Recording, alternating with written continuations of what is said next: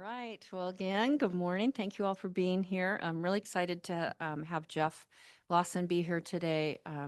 It's been wonderful having Geoff here during this very busy time.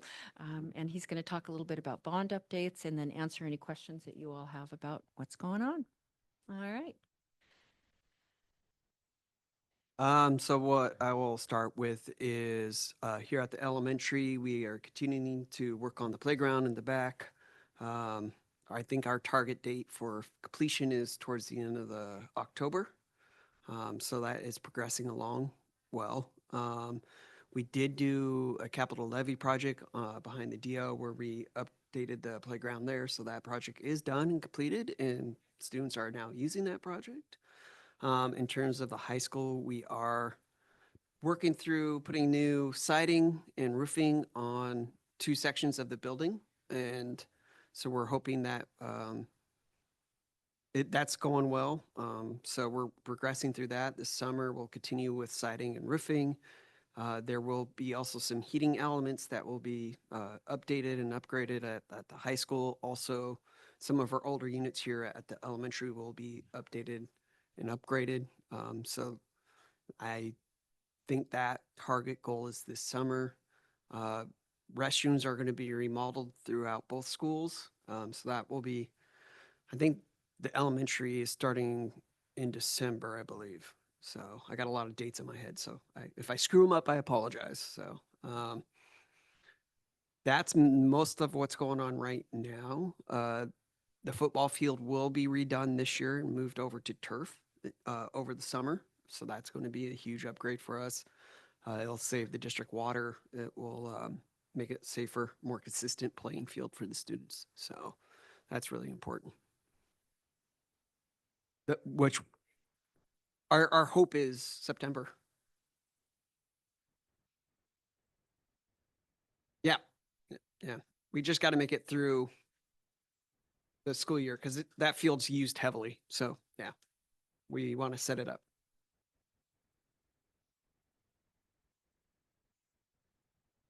I think that we're trying to work through the bid process with the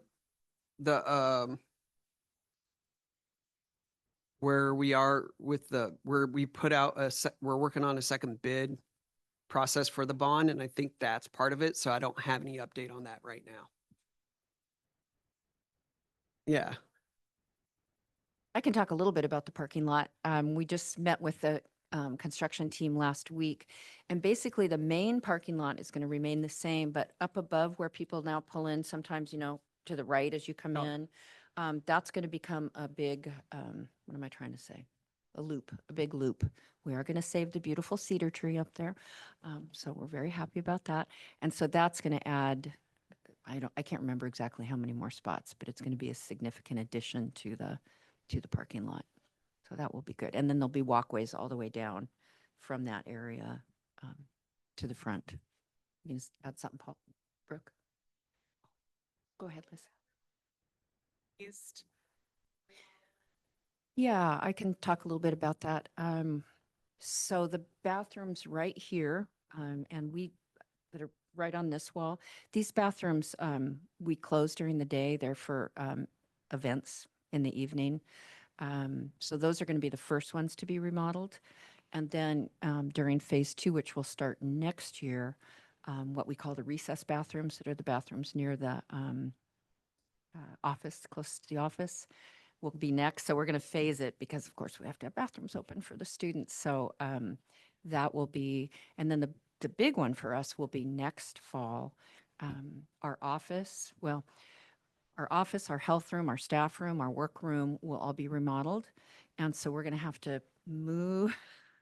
I won't be here for this part. We're going to be moving our kindergarten down to South Campus, the APOD, for 1 year while those remodels are happening. The office and, the what we call the kindergarten hall, that will be the office, the health room, the staff room, the work room, that whole stretch of halls. So the main entrance will be shut down next fall, um, and the main entrance will become where the kindergarten hall is. So that's going to be a lot. And then we're redoing the vestibule what they call, how right now you go in the double doors and there's the little room.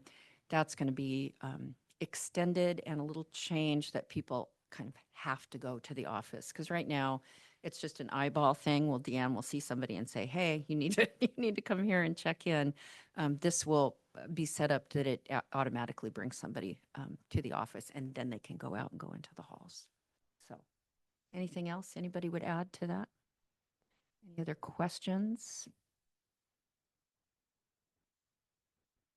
Yes, indeed. It will be. But, we feel fortunate we have so much time to plan ahead, that we feel like we're going to have a good plan in place and it shouldn't be too disruptive. And the kindergarten teachers are actually kind of excited about it. That for those of you that remember, that used to be the kindergarten. Yeah, my kids were there. And, that it was built so there's the 4 classrooms and then there's that nice workroom in the middle. So they're kind of excited about it. Yeah. So I think it'll be a good thing. And they'll be right next to the new playground down there too. Exactly. And that new playground has been so great for our little ones, having that open again.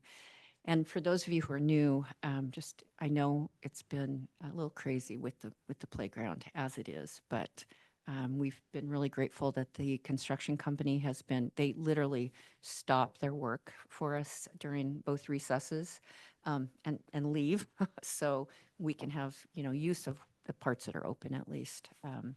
It's impacted teacher-led recesses, so we're kind of revamping what that looks like, because usually teachers will take a break in the afternoon and go out and have a little outdoor time. So we're working on a plan for that. Other questions? Eat there, and we got a lot more chairs, so help yourself. Any other questions about the remodel? Oh, I'm amazed. Great. That was easy. Anything you want to add? Trying to think of all the projects I'm working on right now. Talking about the A-Pod, we are actually upgrading the heating units and where the kindergartners are going to be next year. So that project is probably going to kick off next week sometime. So that'll be perfect timing for next year. So that'll be nice.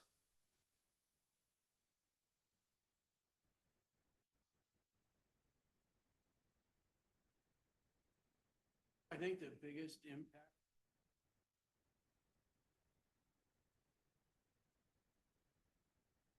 Okay. And the challenge.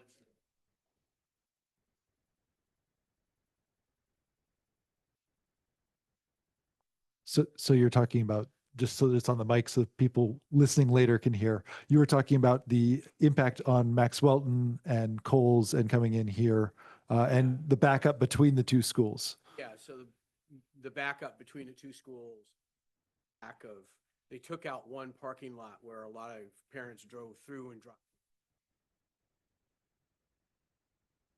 My request would be really cool if we could have that area. I don't want to call it a parking lot because I realize there's stuff stored there for construction. That just people could drive through really quick. Exacerbated by the fact that Langley is going through their little whatever down there. So we have, it's quite a challenge to the school morning. And what they've done is our bus is now, it's 5 minutes earlier, which now means that our kids are on the bus another 5 minutes, which doesn't sound like much, but that went from them leaving the house at 5 minutes to 7 to get to a building that has classes an hour and long time for kids.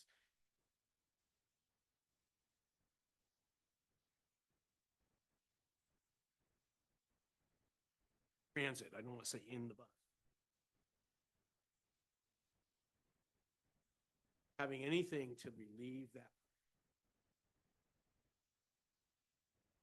bus, because the buses would come down and All right. Yeah, thanks for that. I can bring that concern up to people.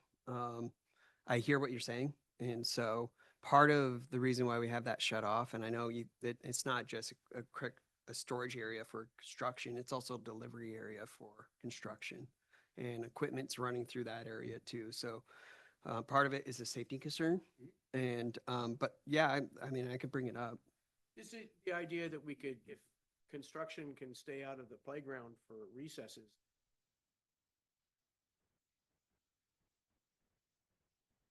after 8, that's more than enough because most people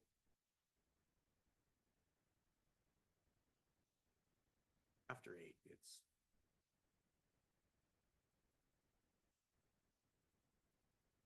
There was somebody out there just like clearing people out because it's like blocked up exiting, which then blocks up drop off, which then blocks off.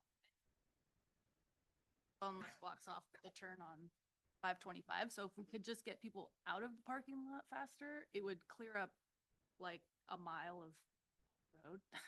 Yeah, and I don't know if some of that is also trying to turn in here. Because that Just slows left- down here. Left Oh, turners left coming turners. Out of the high Okay. school, Got it. and then it takes you know, Interesting. 20 Yeah. minutes. Also hard for people that like me who have high schooler and elementary schooler. It took me 20 minutes to get my kid to school one day from the high school to here. Yep. I'm like, I left so early and my kid's gonna be late for school. Yeah. But I get it because you guys, the construction workers might start really early. My husband does construction in Seattle and he's on the 440 ferry. So when you're in a union and you do construction, union construction workers start their day very early. So it might not be that easy for them to do 20 minutes, but I could see if maybe if that would be their break time. But even with union construction, they have like required break times. So I don't know how you guys be able to make that happen anyway. Yeah, I know that the workers show up between 6 a.m. and 7 a.m. because I come in at about 6 a.m. and I see them pulling in there. And they don't all show up at the same time. And it's part of it is too, there's a lot of subcontractors. There's a lot of moving parts to this. So trying to control every little person and every certain company, we can make those. I can talk to people. I mean, that's the best thing I can promise right now. I don't have ultimate say overall their work schedules and stuff like that, but I can talk and that's not going to hurt. I can make suggestions. I could talk to the principals over at the high school about the traffic and maybe getting somebody out there to help direct traffic. I can make that. Well- I was literally dropping my child off in the middle of the road and saying, "Get out, Yeah. go!" And he's like, "What?" I'm like, "Just go. I'm not going in that parking lot. I'm not pulling off on the shoulder." Run. Sorry. It's not an immediate solution, but as part of the bond work, the board did cede a section of land to the county. So if they wish to at some point widen this and put a turn lane in, they now have the land to do so, but that's up to the county.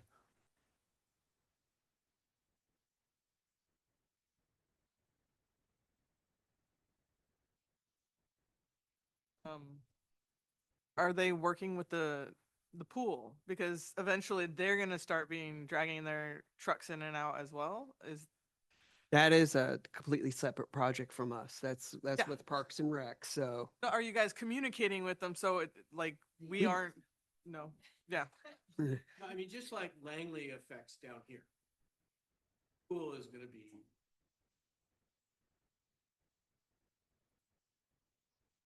Well, and that's a good point too, to talk to our owner rep about if there's Yeah. communication in terms I of mean, I just know I've been in meetings closures where and- we have had conversation on the impact of the pool. So it is in our minds about that issue. And I know that Dr. Clifford's been talking with Parks and Recs to build up that communication and relationship since she's been in the role as superintendent. Awesome. All right. Any other construction focused questions? We'll just jump in anytime as we're going along.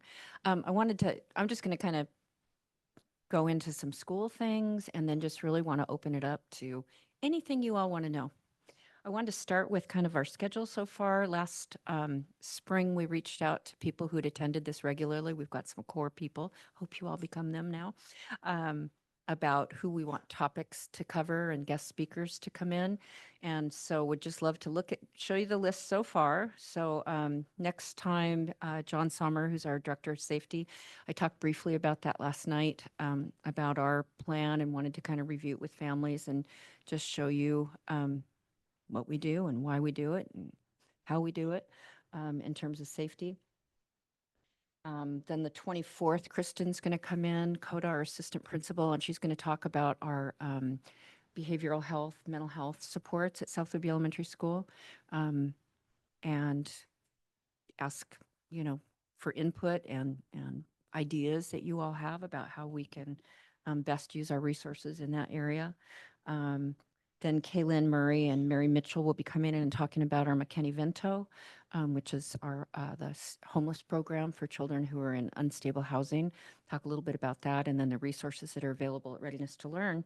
And then we've got a wide open calendar. So would love to hear your feedback on things you'd like to learn about.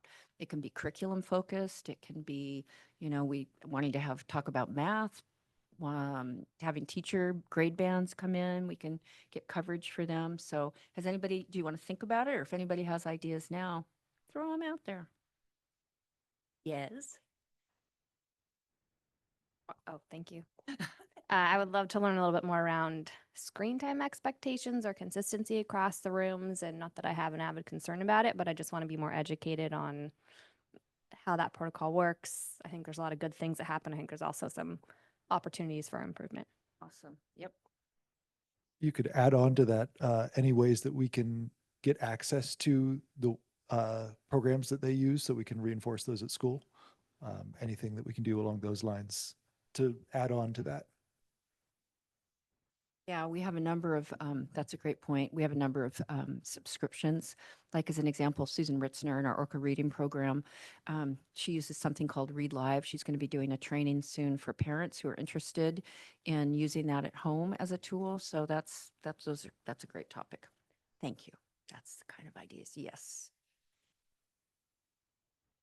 It's our first time coming here, so we didn't really know what to expect. But I think a number of myself and some friends are just a little bit concerned about the supplemental screen time that seems to be happening.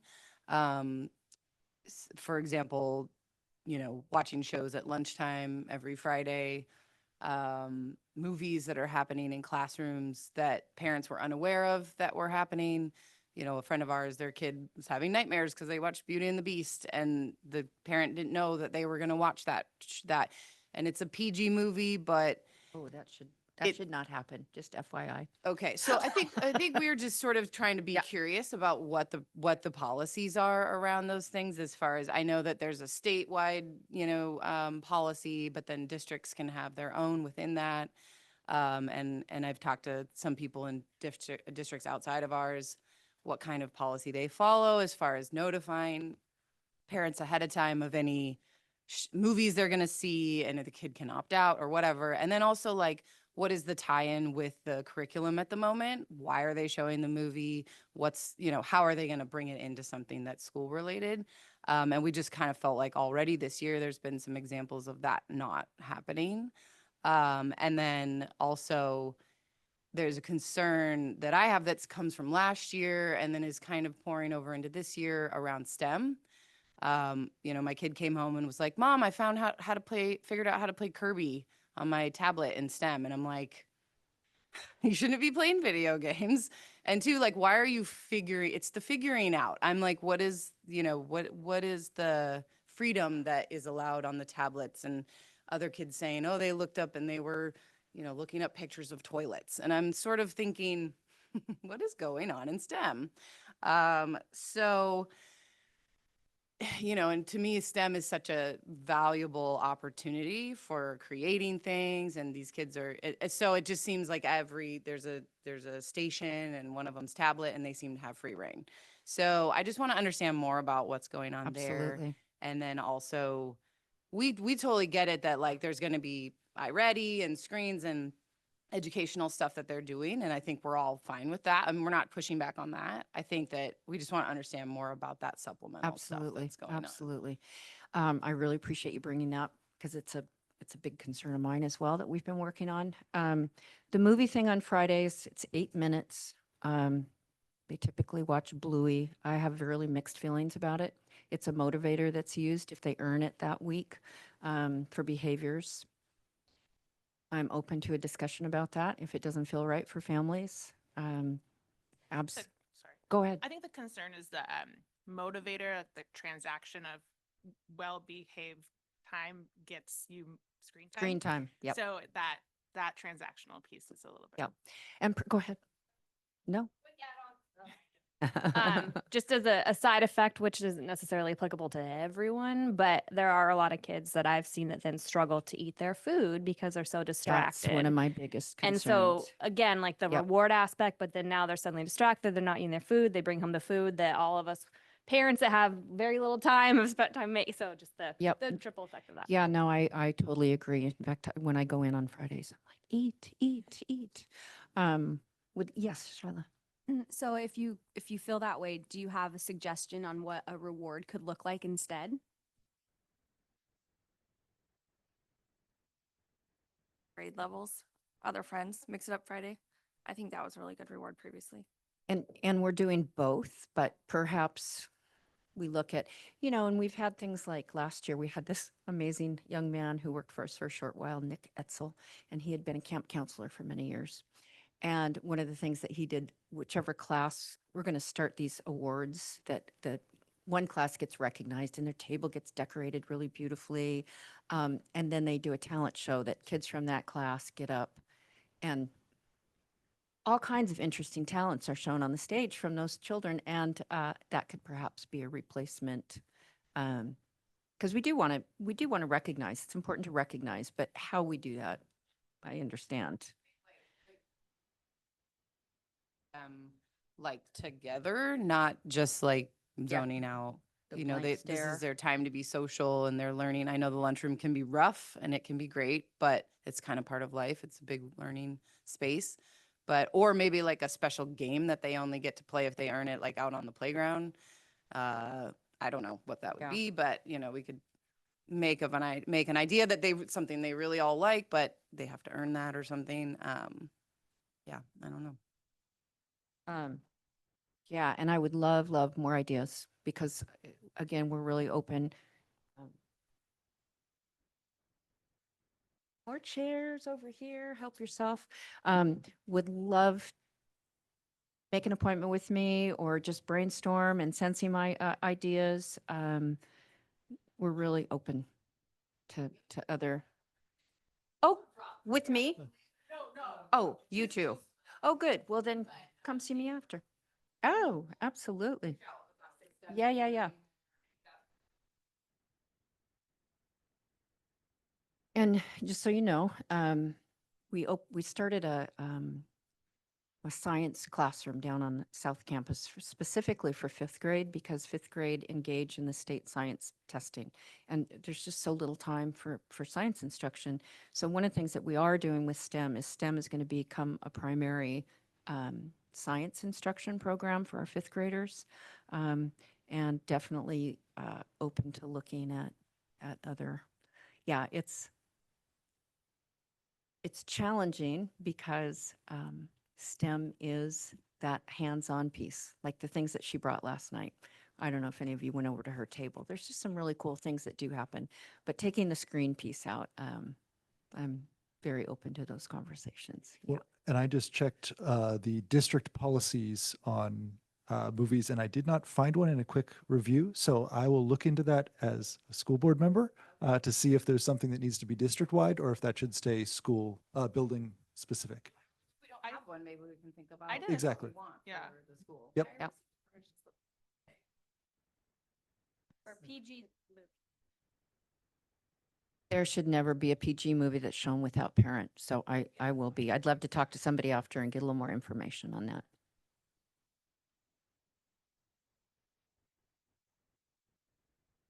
Yeah. Absolutely. Good. Bye. All right. Other ideas for, I'm just going to put speakers or screen time as a holder here. Other ideas for topics, guest speakers? Yes. I was curious about like the HCL program and like learning more about Sure, that. that's a great idea. Just real quick, I can tell folks that HCLs are highly capable learners program. Every year we engage in an assessment for second grade and fifth grade, and it's a very structured assessment that's used from districts around the state. And oh dear, is that? Oh, that's okay. I'm not up there. Christy's up there. Uh, get confused. Who's projecting what? And those services are going to be starting in, we've got about, I don't know, maybe 15 kids who've been identified in our building, and they meet once a week with Tracy McKnight, who's a HCL instructor, and that's at the middle school as well. But we can definitely have her come in and talk more about the program. One of the things that we've tried to do is have some of our clubs that are also directed at kids who maybe don't qualify for HCL, but like writing, kids who love to write.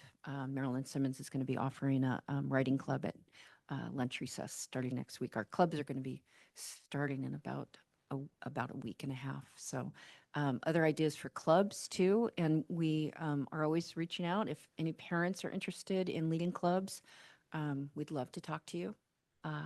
We have, like I say, a mix of teachers and parents who lead clubs. Yes, Annie.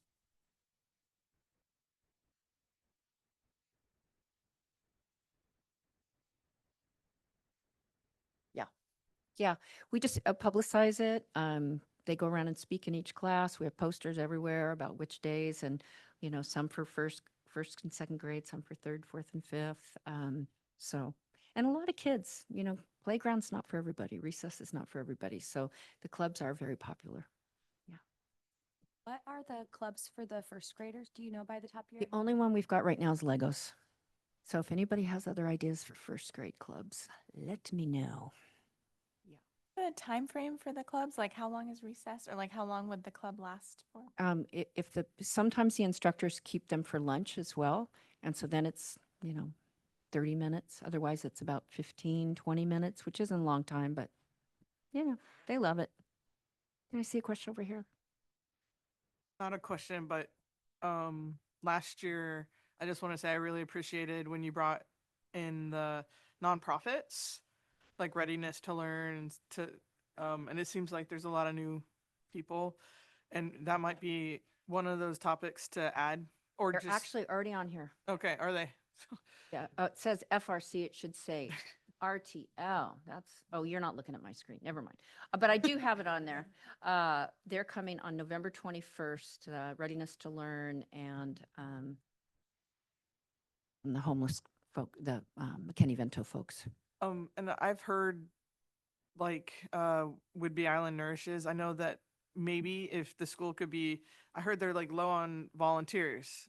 So maybe if the school, since we've got plenty of parents, maybe make I don't know, a coffee with the principal where so people learn where they can volunteer at. Maybe That's a great idea. Yeah.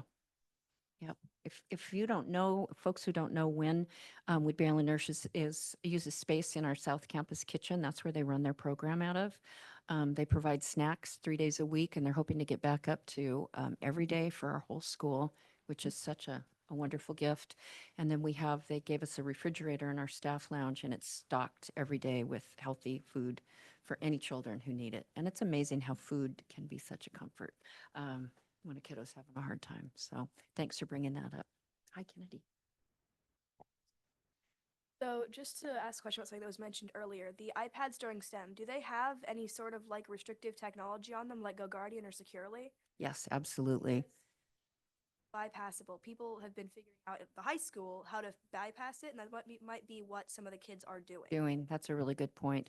And just so you all know what Securely is, when a class has been given an assignment, as an example, to do iReady, the teacher can put up on the screen, and every computer has a number assigned to it, and it can tell you exactly what program that computer is on. So they use that consistently because, yes, children are very smart about technology and how to get around it. So we do use that, and that's a great point. Thank you, Kennedy. And I know that Go Guardian, the teacher can actually see the screens. Yes, they can. Uh, Yep. My wife is a teacher up at Coopville, and so she has fun watching middle schoolers not be on task Oh, and yeah. shutting it down, because you can actually shut down what they're doing on Yep. Go Guardian also. Yep. Absolutely. Todd, you had a question? So, I think it would be really nice to have some education for us on childhood. I don't know if I want to use the word disabilities or issues or whatever. I seem to always get surprised by the kids' pediatrician where she'll say something like, "Oh yeah, that's a really prevalent problem here on South Whidbey, and I have never seen that before in all of my practice." And I'm going, really? Then why don't we know about that? And I've had conversations with her and other people about various things like self-harm, depression, um, eating disorders, a whole slew of different things. And she has an insight that I don't hear other places. And she has some maybe hard data, but her experiential data is this is a bigger issue and we need warning signs as parents. And that might be, to me, a good topic A great to idea. have in here to help us as parents kind of see some things that might go wrong. And Hannah Carlson is one of our parents, so I bet she would be, Hannah's, yeah. in that clinic down there. Dr. Gallons is our kids' pediatrician, so that's who I usually hear from. Awesome. He has the experience of outside. Okay. That's specifically who I was thinking of, but Hannah is equally as valuable. Yeah. Awesome. Thank you. Yes, Shyla. Well, off of that, you just kind of gave me a thought. We was on social, but I don't know, maybe having a speaker come in to like talk about social and emotional learning or social and emotional just in general. And maybe it would help educate parents so they can take what we're using at the school home so that it can just kind of be like versus just being at school. Not Yeah. saying like people might take those tools home. I was a co-op mom years ago, and like everything I learned in the parent education classes helped me so much as a mom Yep. at home with my preschoolers. Agree more. That's a really great idea. The other thing we'd love to, along with that, is, we use restorative conversations, restorative circles, and they're so effective. I mean, pretty much every single day, I'm sitting down with children who are having some kind of struggle together, and that opportunity for them to make it right, to talk it through. It's so, yeah. So using that at home too could be cool. Just talking to families about how do we use those. Restorative justice training would be Oh, amazing for this time period. oh, that's a great idea. Just like a brief little, like, here's how we do it. Here's why we do it this way. Here's a brief example, I think would be really valuable. Yeah. Great. Yes.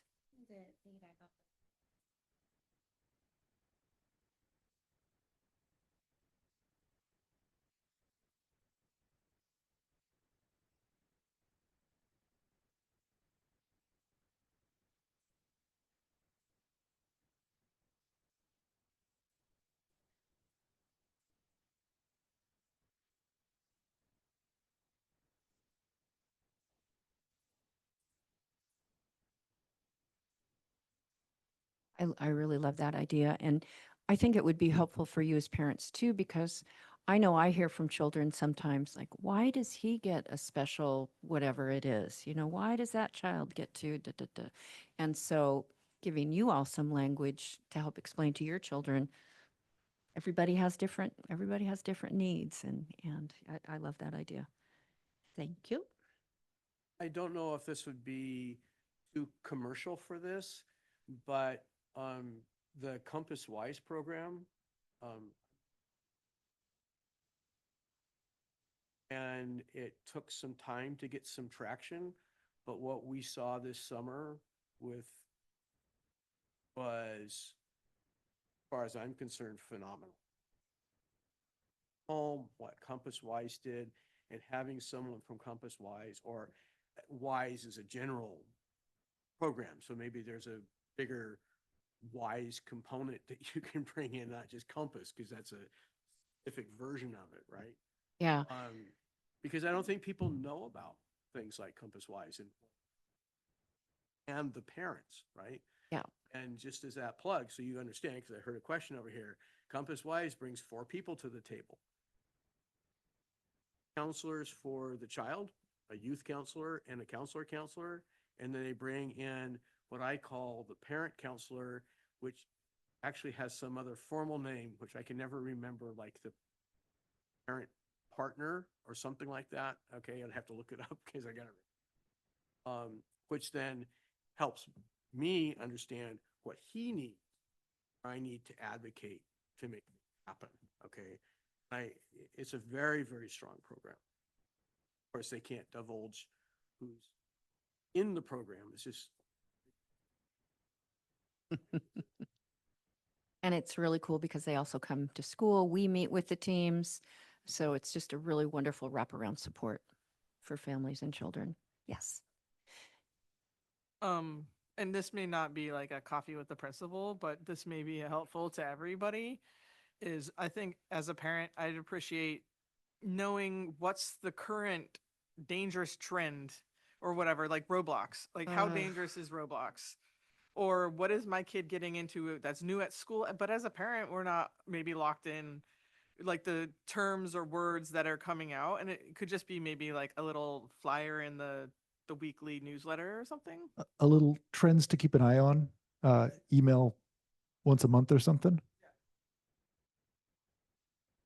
Very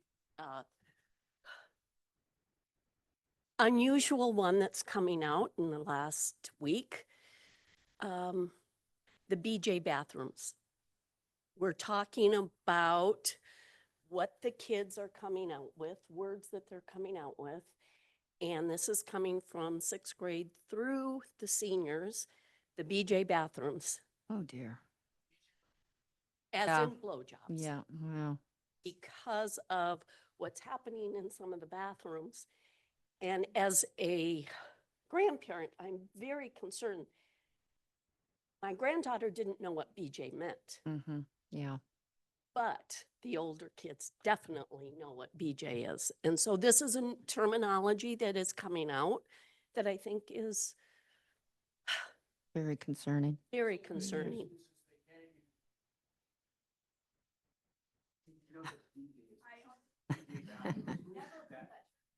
Just came out this week. Oh, my And goodness.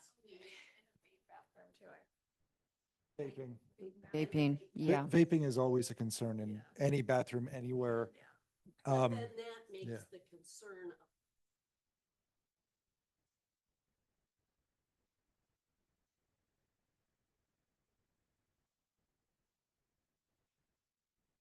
Sure. So most of this, I can speak a little bit to that, and I know that Geoff, you can talk a little bit about the upgrades to the bathrooms. Sorry, I'm on the school board, so and was part of the bond steering committee earlier on, so I've got a little insight into this. Not at this building, because it hasn't been an issue at this building. Vaping or concerns about that sort of behavior.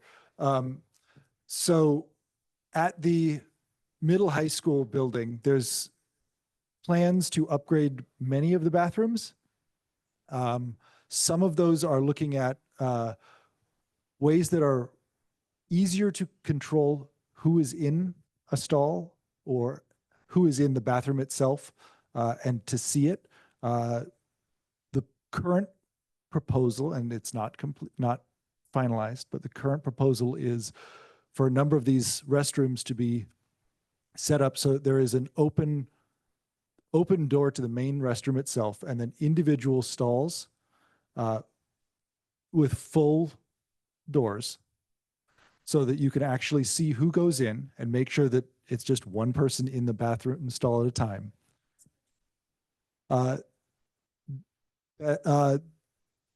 I don't know that that plan is finalized, but I believe the idea is that the hallway between the stalls will be visible on cameras. So you wouldn't be able to see in any of the stalls because floor to ceiling doors. But I believe that that's the idea. I'm not certain, because the plans are not finalized. That's not happening yet. That's still a phase away from construction. So those plans are not finalized yet. Community input. Sorry, you didn't have that on, so I wanted to repeat that for those who are listening. Some of that has been taken in with the steering committee. There were community members involved in that. Some of it is looking at how these are being implemented in other districts as well and how that's working for them. I don't have a specific timeline on or methodology to get community input on exactly these plans because the plans aren't finalized. So before they are finalized, because they aren't on the docket right now, the administration and folks are working on the things that come before that on the schedule. So we don't have a plan to get community input yet on that. I have heard from a number of people that there are concerns about this. So I expect that we will be looking for community input, I expect. But we don't have a timeline for that yet because this isn't next on the list of things to be done. Yeah. I would like to think that that would be better, but I don't know if that would be better because that would mean that a teacher, that like somebody has to monitor the screens. And we're talking about like multiple individual bathrooms from ceiling with teenagers who can go into a tiny stall alone with their boyfriend or girlfriend and lock the door and do whatever they want on school grounds that's private. Like not just a regular bathroom stall where people like can hear and see. Like it just seems not like a good idea to me. So I had some of these concerns as well when I saw the plans for the first time from other schools. And from what we have seen, there are fewer issues, but it's possible that that's the case. But all of us were, some of us. No, I didn't Yeah. anything like that. Yeah, I didn't. Yeah, but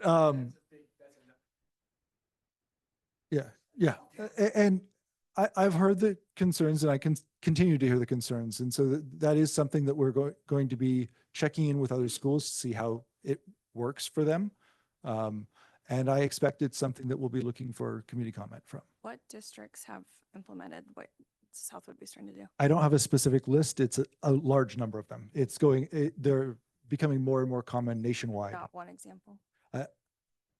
We were looking at these last January. Okay. So it's been a while since I've seen that. There were a list of 4 or 5 districts in the Puget Sound area, at least at that point. I haven't heard of this anywhere yeah. else but here. Yeah. So it is a thing that is becoming common nationwide and in Washington. I've heard at college level, but not middle school. Very different Yeah. age group. And these were middle and high schools that we were looking at. These Okay. were not colleges. Yeah, if Because you that guys is a could- very different. Maybe the board could provide a list. I expect that we can get a list of the ones that they were looking. I think I can find that actually. I think I have notes on. No, I don't have notes. We can get that list from the architect, I'm sure. Okay, great. Just a comment, wouldn't it be more cost effective to keep the bathrooms the way they are right now? And then we have one, say, family bathroom that the people we're concerned about that are maybe transitioning and feel uncomfortable going into a boys' or going into a girls' bathroom. Why wouldn't you just have a family bathroom that you see in airports, you see in hotels, you see in so many places? So why do we have to spend all of this extra money on changing the bathrooms? Currently, every single-use bathroom, maybe not every, but the majority of single-use bathrooms that are just a single toilet and a sink inside a room are gender neutral. Right. So there are why- options okay. because honestly, the bathrooms need updates. In some cases, it's ADA compliance. In some cases, it's easier to clean and maintain. We are getting off topic from the elementary school stuff, and I don't want to take the time of them. This will be a continued discussion at the board and district level, I'm sure. Well, one of the reasons I'm bringing this up is I have received some letters from staff from this school who are concerned. I'm not just talking the high school, middle school. I can tell you exactly, Penny, what's happening here. Our And so bathrooms. people are just, I'm just saying, people are concerned. And so we haven't had this issue really brought up to the public, to the parents, and to the kids. I've got a lot of little Yeah, kids who are saying they're worried. nothing's going to change here. I promise you. The only thing, you know, the bathrooms that are on this hall are closed all day. They're only used for events when adults are in the building. Those will be, like you said, kind of a family bathroom or whatever. But all the rest of the bathrooms in our school are remaining the same. They're remodeling them, but they're going to be boys and girls, one of each. So we're And for a special needs child, they could, or We have a a special child that might want to use we have a different nurse's bathroom, they we have a can go to the nurse's bathroom. bathroom, And we right? have many children who use that bathroom for a variety of health needs. Right. Yep. Yeah. Yep. So please help spread the word that That's wonderful to hear. at the elementary. Yeah. At the elementary Yeah. level. That's great. Yep. Thank you. You're welcome. Other questions, comments? Yes.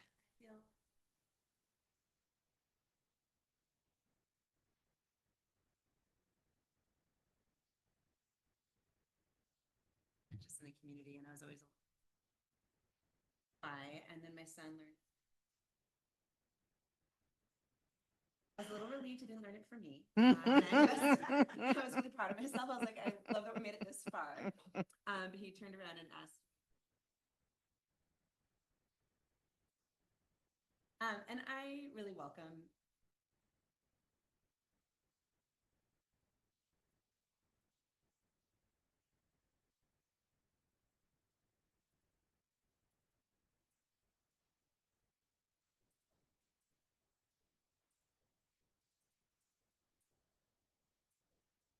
Yeah. So just curious to learn more.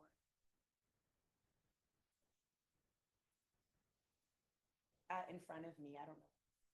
On the bus, what else he's learning. Yeah. Kennedy, I'm going to just say a couple words and then I'll call on you. We work really hard to have seating charts on the bus and keep our youngest nearest our bus drivers. So, you know, youngest ITKK, elementary, middle school, high school. That being said, things still are said. We do a leadership program here. High school leadership students come down from the high school once a week, and we do training with them around working with younger kids and trying to instill that ethic of I have a responsibility here to support and care for and be kind to the younger children. It's, you know, it's an ongoing challenge. I will admit that. I would never be a bus driver. I would never be a bus driver of all the jobs I've ever had, you know, and I think that the majority of children, I mean, we get bus write-ups when there's an issue. The bus drivers send that to us. And the majority of the issues I get are not between youngers and olders. It's between two little youngers who are having troubles. So I hear you and I acknowledge that it's an ongoing work for us to make that situation as best as it can be. We've had parents volunteer to ride the bus, but unfortunately that's not an option. Just like we can't have parents on the playground, they can be in the recess, but there's just different levels of ways that we can use volunteers. Yeah. Yes. Yeah. And that didn't happen on the bus. It happened at the bus stop. Nor ride the bus, frankly. I've done that a few times. It's Kennedy, tell us what you were going to say. So just about the whole like things that are being said on the bus, I have actually been called and heard racial and like homophobic slurs thrown around by kindergartners. I had some kindergartner when I was walking by call a person of color who was walking behind me the N word Oh, while we were walking by. did you report it, I hope? Yes, I Thank did. you.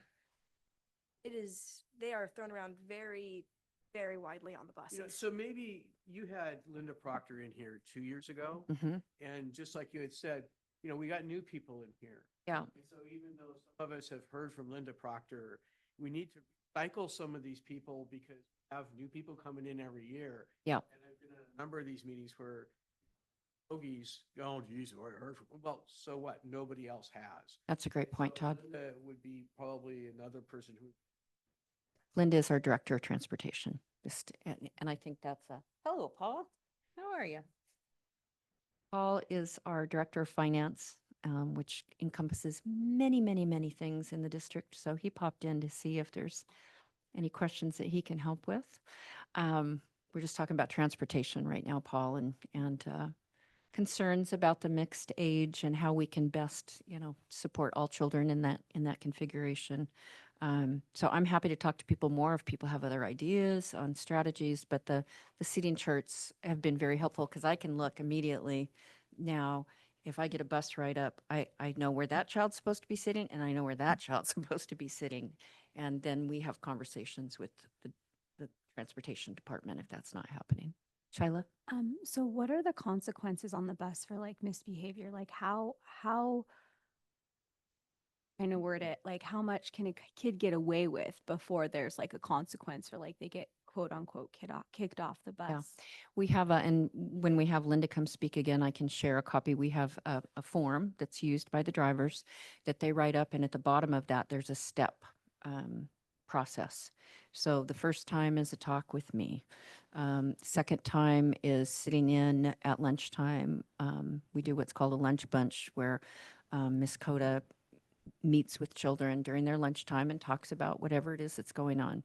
Third is, I can't remember the steps exactly, but there's 1 day off the bus, then there's 5 days off the bus, and then there can be to the point of a permanent removal from the bus.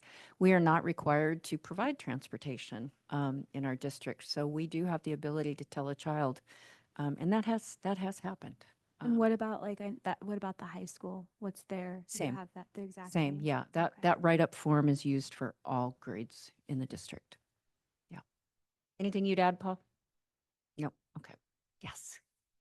One last thing, and then I want to respect everybody's time and not go on and on about this, but just about like individual phones on the bus, because I know my son missed his bus stop because he was like watching the kid next to him, what they had on their screen, and I have no idea what they were watching or how old that kid was, but he completely spaced. So I don't know if there's like an expectation of like no personal phones on the bus or if that's allowed. It's a conversation I'd like to engage in more too, because we definitely do not allow phones in this building. Children can have them in their backpacks as long as we never see them. If I see a phone, I take it, bring it to the office, call the parent. The parent has to come pick it up. But on the bus, because of some kids are on the bus for so long, parents have requested that children be able to use their phones on the bus. Am I correct on? Yeah. And it's a conversation that could be had, absolutely, but it does help for some kids. And yeah, yeah.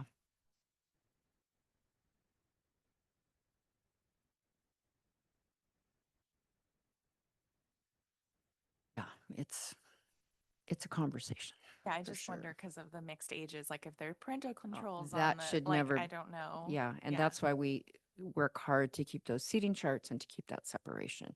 Because I don't, that.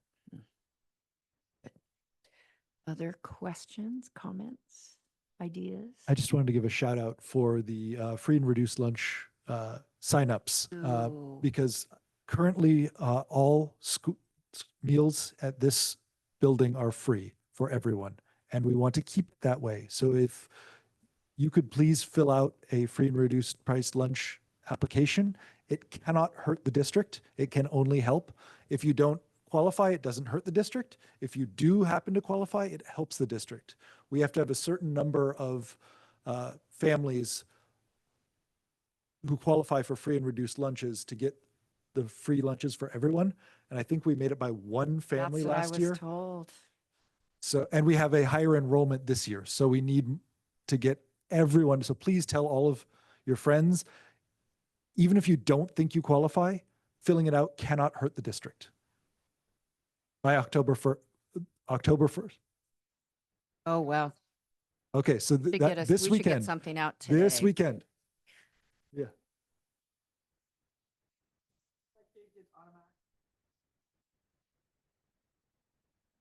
Yeah. No, it wouldn't. So that's called the direct certification process. So if you already are getting state benefits, we have a process that Christy does that goes out to the state agencies, and that's called a direct certification. If you're not sure you're already direct certified, you can reach out to Christy and she can tell you if you are or not. Otherwise, we get a lot of our students that way, but to close that gap, because it was like 30.14%, and you have to be over 30 to qualify. So we technically qualified by less than one student. With the increase in enrollment here, we need more families to qualify.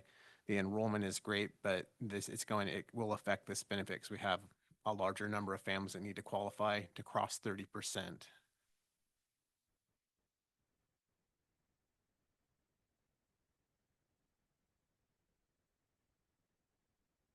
It's really taken the stigma of hot lunch, you know, there was some like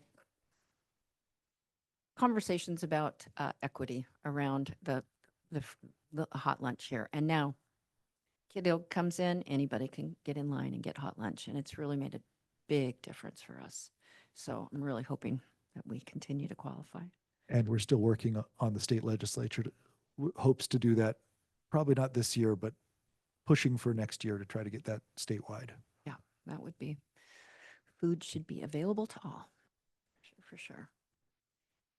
Anything else? It's just about that time to wrap up. So I really appreciate you all being here. I mean, my goal is for us to work together and for us to be as transparent as possible with what's going on in our schools. So this is how we can do it. And I really appreciate it. So, thank you.